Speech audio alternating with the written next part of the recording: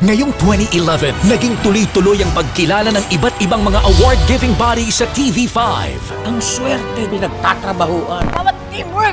Ang panalo ay... At ngayong Disyembre, proud kaming ibahagi sa inyo ang pagkilala mula naman sa mga karehiyon natin dito sa Asia. Dahil sa Asian TV Awards 2011, nanguna ang TV5 sa listahan ng mga nominado mula sa Pilipinas. Loco Moco for Best Comedy Program category. Star Confessions for Best Theme Song category. At Talentadong Pinoy for Best General Entertainment category. Tuloy-tuloy ang Kapatid Invasion dito at sa buong mundo sa patuloy naming pagbibida sa talento ng Pilipino. Sapagkat ang aming pinakamalaking parangal ay ang inyong walang sawang pagtangkilik, pagsubaybay at pagsuporta. Ang lahat ng ito'y para sa'yo, kapatid.